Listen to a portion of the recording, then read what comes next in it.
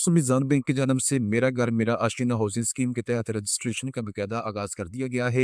Application form आ चुका है जो कि आप अपनी स्क्रीन के ऊपर देख सकते हैं। इस एप्लीकेशन फ़ॉर्म को आपने पूर्ण करके जमा करवाना होगा। दोस्तों, अगर आप पाकिस्तान में रहते हुए अपना ज़ाती घर बनाना चाहते हैं, आपके पास पैसे नहीं हैं, तो आप गवर्नमेंट की मेरा घर मेरा आशीना हाउसिंग स्कीम के तहत कम मार्कअप के ऊपर कर्जा लेकर अपना ज़ाती घर बना सकते हैं। दोस्तों, आपको 20 लाख रुपए से लेकर 35 लाख रुपए तक का कर्जा दिया जाएगा।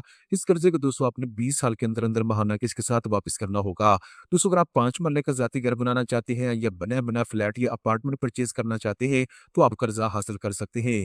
दोस्तों, इस वीडियो के अंदर मैं आपको डिटेल के साथ बताऊँगा अहलियत का मेयार क्या है, कौन-कौन से कागज़ात की आपको ज़रूरत होगी, आपने अप्लाई कैसे करना है, माहाना किस्त आपने कितनी जमा करवानी है, तमाम तर तफ़सीलात स्टेप बाय स्टेप इस वीडियो के अंदर आपको बताई जाएगी। तो चलते हैं वीडियो की तफ़सील में। सबसे पहले नंबर पे दोस्तों आप अपनी स्क्रीन के ऊपर देख सकते हैं, मैं इस वक़्त मौजूद हूँ मीज़ान बैंक की ऑफ़िशियल वेबसाइट के ऊपर। तमाम तर डिटेल मेरे सामने अवेलेबल है जो कि स्टेप बाय स्टेप इस वीडियो के अंदर मैं आपको बता दूँगा। यहाँ पे दोस्तों सबसे पहले नंबर पे हम बात करते हैं जी, कितना कर्ज़ा आपको मिल सकता है और कितनी मुद्दत के लिए मिल सकता है। दोस्तों, हुकूमत की मेरा घर मेरा आशियाना हाउसिंग स्कीम के तहत 2 कैटेगरी मुतारिफ करवाई गई है।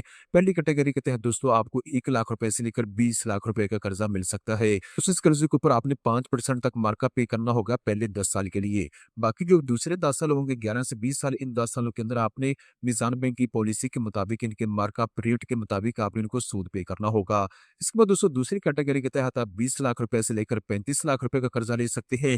दोस्तों, ये कर्जा आपको 8% मार्कअप के ऊपर मिलेगा पहले 10 साल के लिए। दूसरे जो 10 साल होंगे वो बैंक की पॉलिसी के मुताबिक बैंक मार्कअप रेट के मुताबिक आपने सूद पे करना होगा। इसके बाद दोस्तों जितना भी कर्जा आप लेंगे आपने 20 साल के अंदर-अंदर महाना किस्त के साथ इस कर्जे को वापस करना होगा।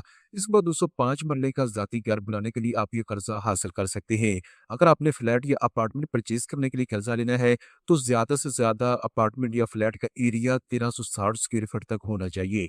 इसके बाद दोस्तों अब हम बात करते हैं अहलियत के मेयार के बारे में, कौन-कौन से लोग इसके लिए अप्लाई कर सकते हैं। नंबर 1 के ऊपर दोस्तों पूरे पाकिस्तान से ताल्लुक़ रखने वाले उम्मीदवार मर्द और ख़वातीन जिनका शनाख्ती कार्ड बना हुआ है, वो इसके लिए दरख्वास्त जमा करवा सकते हैं। नंबर 2 के ऊपर दोस्तों पहली मर्तबा अपना ज़ाती घर बनाने वाले तमाम उम्मीदवार दरख्वास्त जमा करवा सकते हैं। आपसे इकरारनामा लिया जाएगा, हल्फ़नामा लिया जाएगा इस बात का कि आपके नाम के ऊपर पहले कोई प्रॉपर्टी मौजूद नहीं है। आप पहली मर्तबा अपना रेज़िडेंट घर बनाने के लिए कर्जा लेने जा रहे हैं। अब यहाँ पे दोस्तों एप्लीकेशन फ़ॉर्म आपको दे दिया गया है, आप अपनी स्क्रीन के ऊपर देख सकते हैं।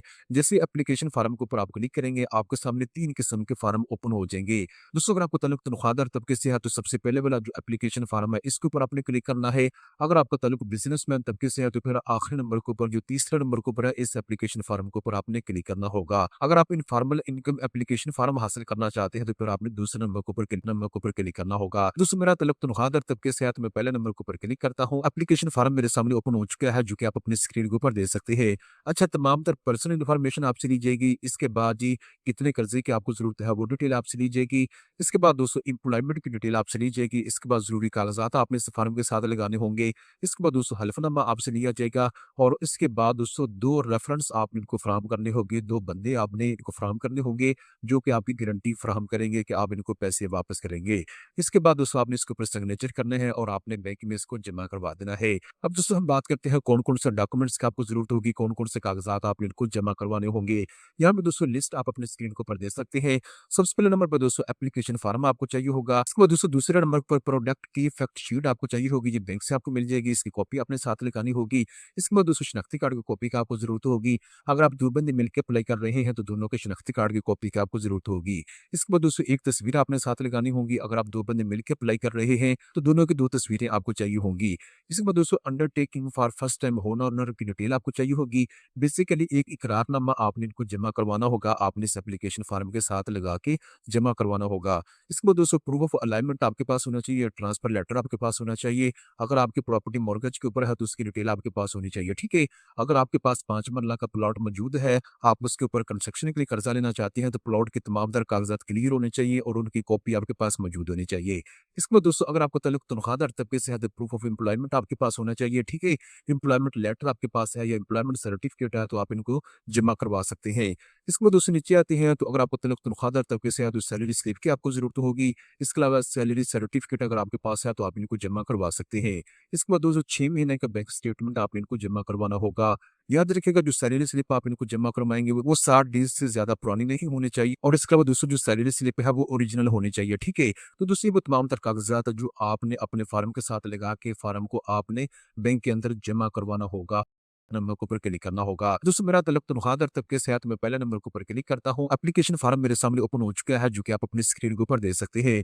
अच्छा तमाम तर पर्सनल इन्फॉर्मेशन आपसे ली जाएगी। इसके बाद जी कितने कर्ज़े की आपको ज़रूरत है वो डिटेल आपसे ली जाएगी। इसके बाद दोस्तों एम्प्लॉयमेंट की डिटेल आपसे ली जाएगी। इसके बाद ज़रूरी कागज़ात आपने इस फ़ॉर्म के साथ लगाने होंगे। इसके बाद दोस्तों हलफ़नामा आपसे लिया जाएगा और इसके बाद दोस्तों 2 रेफ़रेंस आपने इनको फ़राहम करने होंगे। 2 बंदे आपने इनको फ़राहम करने होंगे जो कि आपकी गारंटी फ़राहम करेंगे कि आप इनको पैसे वापस करेंगे। इसके बाद दोस्तों आपने इसके ऊपर सिग्नेचर करने हैं और आपने बैंक में इसको जमा करवा देना है। अब दोस्तों हम बात करते हैं कौन-कौन सा डॉक्यूमेंट्स की आपको ज़रूरत होगी, कौन-कौन से कागज़ात आप इनको जमा करवाने होंगे। यहाँ पे दोस्तों लिस्ट आप अपनी स्क्रीन के ऊपर देख सकते हैं। सबसे पहले नंबर पर दोस्तों एप्लीकेशन फ़ॉर्म आपको चाहिए होगा। इसके बाद दोस्तों दूसरे नंबर पर प्रोडक्ट की फैक्ट शीट आपको चाहिए होगी, ये बैंक से आपको मिल जाएगी, इसकी कॉपी अपने साथ लगानी होगी। इसके बाद दोस्तों शनाख्ती कार्ड की कॉपी की आपको ज़रूरत होगी। अगर आप 2 बंदे मिलकर अप्लाई कर रहे हैं तो दोनों के शनाख्ती कार्ड की कॉपी की आपको ज़रूरत होगी। इसके बाद दोस्तों एक तस्वीर आपने साथ लगानी होगी। अगर आप 2 बंदे मिलके अप्लाई कर रहे हैं तो दोनों की 2 तस्वीरें आपको चाहिए होंगी। इसके बाद दोस्तों undertaking for first time home owner की डिटेल आपको चाहिए होगी। बेसिकली एक इकरारनामा आपने इनको जमा करवाना होगा, आपने इस एप्लीकेशन फॉर्म के साथ लगा के जमा करवाना होगा। इसके बाद दोस्तों प्रूफ ऑफ अलाइनमेंट आपके पास होना चाहिए, ट्रांसफर लेटर आपके पास होना चाहिए। अगर आपकी प्रॉपर्टी मॉर्गेज के ऊपर है तो उसकी डिटेल आपके पास होनी चाहिए, ठीक है? अगर आपके पास 5 मरला का प्लॉट मौजूद है, आप उसके ऊपर कंस्ट्रक्शन के लिए कर्जा लेना चाहते हैं तो प्लॉट के तमाम तर कागजात क्लियर होने चाहिए और उनकी कॉपी आपके पास मौजूद होनी चाहिए। इसके बाद दोस्तों अगर आपको ताल्लुक तनख्वाहदार तबके से है तो प्रूफ ऑफ एम्प्लॉयमेंट आपके पास होना चाहिए, ठीक है? एम्प्लॉयमेंट लेटर आपके पास है या एम्प्लॉयमेंट सर्टिफिकेट है तो आप इनको जमा करवा सकते हैं। इसके बाद दोस्तों नीचे आते हैं तो अगर आपको ताल्लुक तनख्वाहदार तबके से है तो सैलरी स्लिप की आपको ज़रूरत होगी। इसके अलावा सैलरी सर्टिफिकेट अगर आपके पास है तो आप इनको जमा करवा सकते हैं। इसके बाद दोस्तों 6 महीने का बैंक स्टेटमेंट आपने इनको जमा करवाना होगा।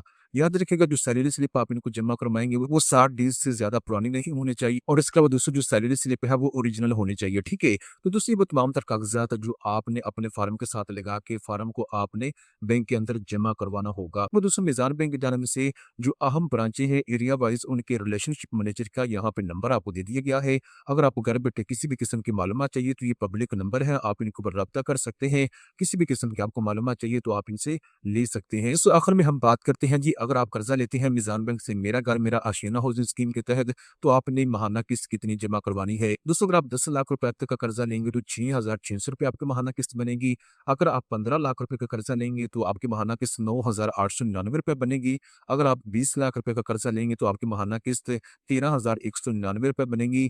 अगर आप 25 लाख रुपए का कर्जा लेंगे तो 20,911 रुपये आपकी माहाना किस्त बनेगी। अगर आप 30 लाख रुपए तक का कर्जा लेंगे तो आपकी माहाना किस्त 25,093 रुपये बनेगी। अगर आप 35 लाख रुपए का कर्जा लेंगे तो आपकी माहाना किस्त 29,275 रुपये बनेगी। तो ये वो तमाम तर तफसीलात जो मीज़ान बैंक की जानिब से जारी की गई है। आई होप आपको तमाम तर तफसीलात समझ आ चुकी होगी। इस तरह की मज़ीद अच्छी-अच्छी मालूमात हासिल करने के लिए चैनल को सब्सक्राइब कर लें।